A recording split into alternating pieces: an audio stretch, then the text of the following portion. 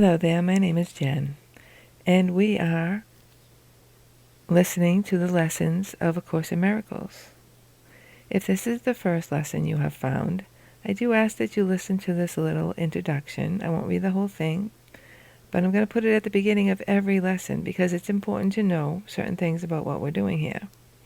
So I really do. If this is your first time finding one of these lessons, please listen to this little beginning first. If you have listened to lessons before, please go to the description box and find the timestamp for when the actual lesson starts. So this is an introduction to the lessons we are doing. Most important parts I think that you should know. First, I like to read this part first. The purpose of these exercises is to train the mind to a different perception of everything in the world. The workbook is divided into two sections, the first dealing with the undoing of what you see now, and the second with the restoration of sight. It is recommended that each exercise be repeated several times a day, preferably in a different place each time, and if possible, in every situation in which you spend any long period of time. The purpose is to train the mind to generalize the lessons so that you will understand that each of them is as applicable to one situation as it is to another. The exercises are very simple. They do not require more than a few minutes, and it does not matter where or when you do them. They need no preparation. They are numbered running from 1 to 365. The training period is 1 year. Do not undertake more than one exercise a day.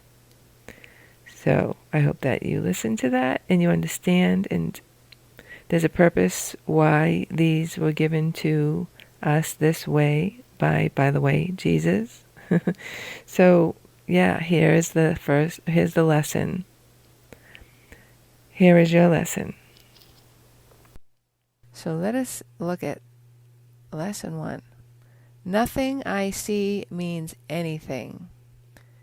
Look slowly around you and practice applying this idea very specifically to whatever you see. Perhaps even the phone in your hand. Perhaps the seat you're sitting in, the chair you're sitting in, the clothes you're wearing, the house you're in, the job you're at. This table does not mean anything. This chair does not mean anything. This hand does not mean anything. This foot does not mean anything. This pen does not mean anything.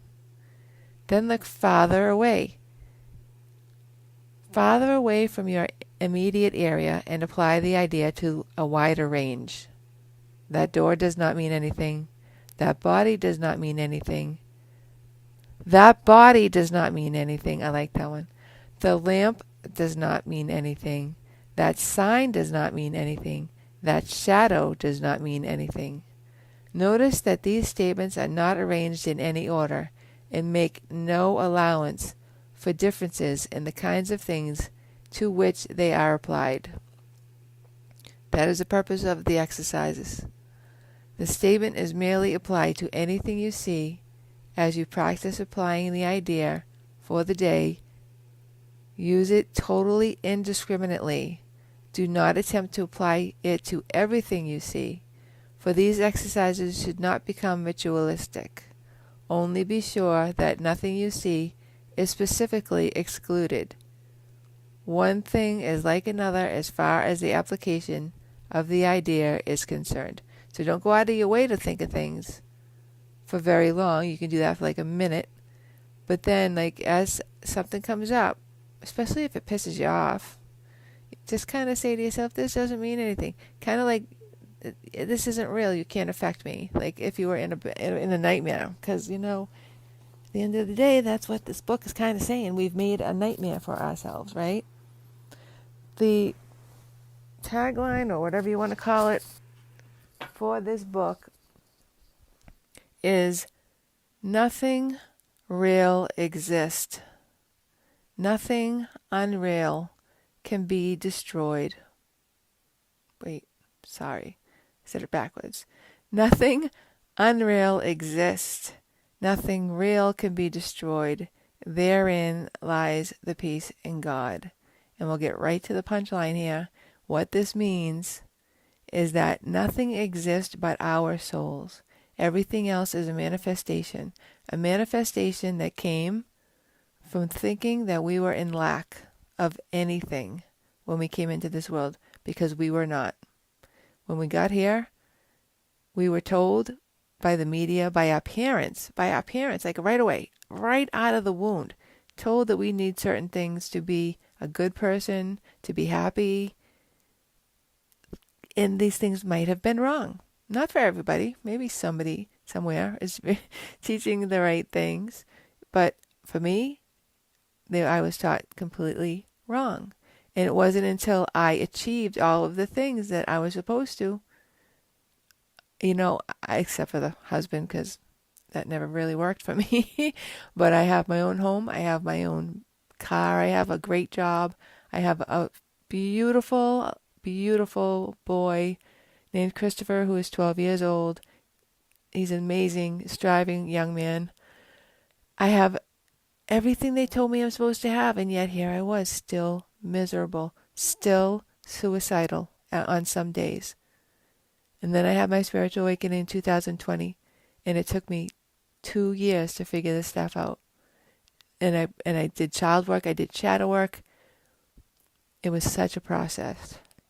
But this book, it unfortunately I didn't realize till after that it was a guide to having a spiritual awakening. It kind of explained everything that was happening to me, and not in a way that scared me, not in a way that some people want to believe that this Kundalini awakening is.